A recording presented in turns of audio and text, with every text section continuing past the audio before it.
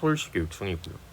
달이라는 소재에 대해서 좀 깊게 파고든 문제인데 달이라는 존재를 심심치 않게 우리가 고전 시가에서 볼 수 있는 것은 뭐 굳이 제가 따로 카테고리를 하지 않아도 많이 우리가 본 뭔지 알죠, 그죠? 달빛이 만개한다, 뭐 월만대다 이런 표현도 우리가 심심치 않게 볼 수 있고, 그래서 이제 복이랑 지문이랑 같이 존재하는 좀 특이한 형식인데 뭐 알아갈 것들이 좀 있으니 잘 읽어보시죠. 고전 시가에는 연정이라는 주제와 달이라는 소재가 결합하는 애정 시조들이 있습니다. 애정 시조라는 것은 결국엔 시조의 형식을 띠면서 애정이라는 주제를 가지고 가는 거지. 이러한 시조들에서 다른 시적인 정황이나 함께 언급되는 다른 소재들과 정서적으로 연결되어 몇 가지 기능을 발휘합니다. 먼저 애정 시조에서 달은 임과 이별하는 배경을 형상화하는 데 활용됩니다. 그러면 달이라는 것이 임과 이별하는 배경을 형상화하기 때문에 뭐 이 화자, 그러니까 임과 이별하는 화자의 주관이 투영된 여러 대상들과 연결되어서 기능을 발휘하겠죠. 달이 뜨자 배가 떠나니 인제가면 언제 올 것인가. 만경창파에 가는 듯 돌아옴새 밤중만 지국총 소리에 애갖는 듯 하여. 봅시다. 달이 뜨자 배가 떠납니다. 그러면 지금 밤이라는 시간대에 있음을 알 수 있고 달이라는 것이 결국엔 시적인 배경을 형상화하고 있죠. 그럼 달이 뜨자 배가 떠나요. 인제가면 언제 오겠는가. 그러면 돌아오지 못할 것에 대한 걱정을 하고 있는 거지. 그러면 임과 이별한 상황이라는 거 크게 어렵지 않을 것이고요. 만경창파라는 것은 결국엔 넓은 바다입니다. 넓은 바다.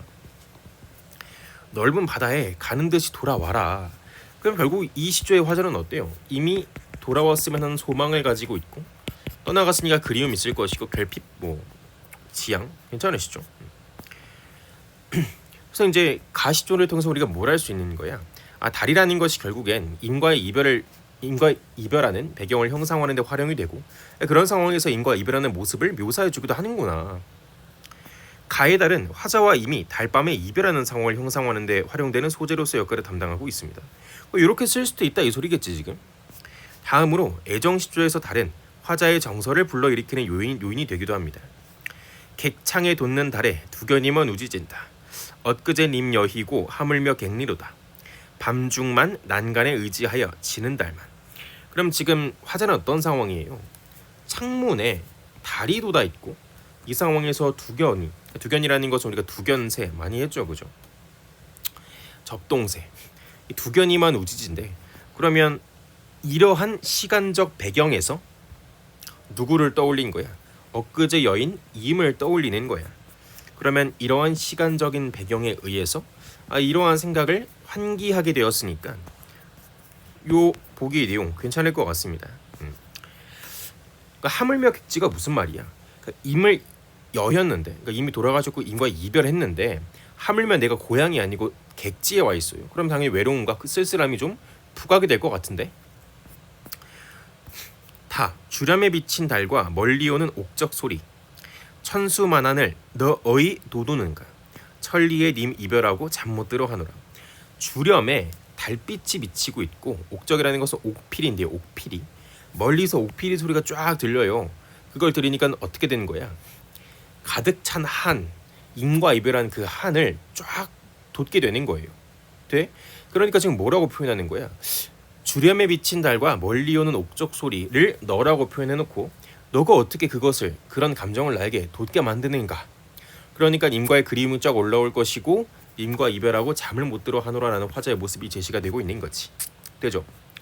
서정시에서는 특정한 소재가 화자의 감정을 촉발하는 경우가 있는데 나와 달이 그러한 기능을 하고 있습니다. 그러니까 그냥 달은 떠 있는 것인데 화자가 지금 그리운 상태니까 저 달을 보고 이렇게 떠올린 거겠지. 즉 나와 다의 달은 이미 발생한 이별의 상황과 결합되어 화자의 수심을 불러일으키는 요인으로 작용하고 있습니다. 또한 애정시조에서 달은 이미 부재한 상황에서 화자와 임을 이어주는 기능을 담당하기도 한데요. 내 마음을 버혀낸다는 것은 베어내요. 저 달을 만들고 싶다. 내가 가지고 있는 마음을 딱 베어서 달을 만들면 어떻게 돼요? 저 달에는 내가 가지고 있는 그리움이 투영이 되겠지. 이해하시죠? 구만리 장천에 반드시 걸려 있어. 고운님 계신 곳에 가 비쳐 오리라. 그럼 내 마음을 싹 잘라서 달을 만들어요. 그럼 달은 저 하늘에 떠 있어서 여기도 비치지만 구만리 장천에 쫙 비쳐서 님이 있는 곳에도 비칠 거 아니야. 그럼 내가 가지고 있는 이 그리운 마음이 님과 연결되는 거잖아요. 그러니까 이렇게라도 님과 재회하고자 하는 소망을 드러내는 거지. 달아 밝은 달아 님의 창전 비친 달아 꽃 같은 우리 님이 앉았더냐 누웠더냐 저 달아 너 본디로 일러라 소식이나. 그러면 이 마시에는 어떻게 활용이 되고 있는 거야? 달이라는 존재에게 말을 걸어요. 그래서 내가 여기 있고 이미 여기 있으면 저 달아 너는 이미 있는 곳을 볼 수 있지 않느냐. 그러니까 꽃 같은 우리 님이 지금 앉아 있는지 누워 있는지 본다면 나에게 꼭 얘기를 해줘라. 네가 임을 본 대로 임을 보면 보는 대로 나에게 임에 대해서 소식을 일러달라. 그 정도로 달에게 이 정도로 간절한 마음을 표현할 정도로 임에 대한 그림에 강하다 소리겠지. 달은 문학적인 상상력을 바탕으로 화자와 임 사이를 정서적으로 이어주는 역할을 합니다.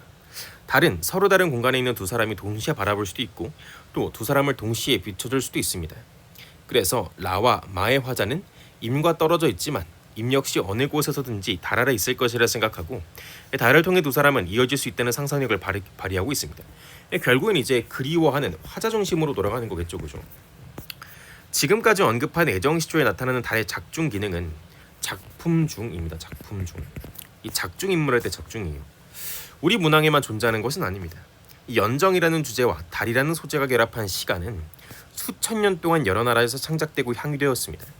이게 달이라는 존재가 가지고 있는 애정, 문학에서의 기능과 역할이 비단 우리나라만 그런 것이 아니고 전 세계 공통적인 문학적 문화라는 거지.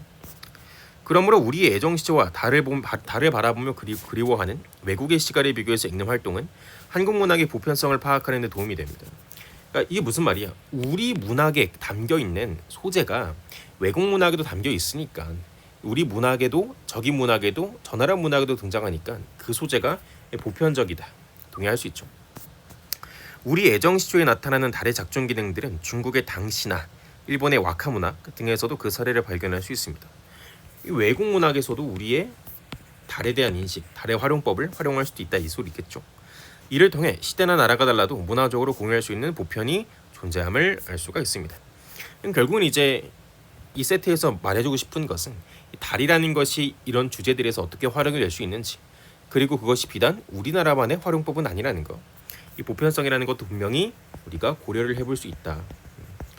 그러니까 보편성에 대해서는 참고만 해주시고 달의 여러 가지 활용법에 대해서는 좀 익숙하게 만들어 주시면 뭐 저번 데이 몇이에요? 데이 4 해설에도 얘기를 했듯 이 고전 시가에서의 속도는 사실 주제와 제재에 대한 익숙함에서 발휘되는 것이기 때문에 익숙하게 이런 소재들을 좀 만들어 놓고 그 상태로 속도를 좀 내시는 걸 권해드리는 거죠.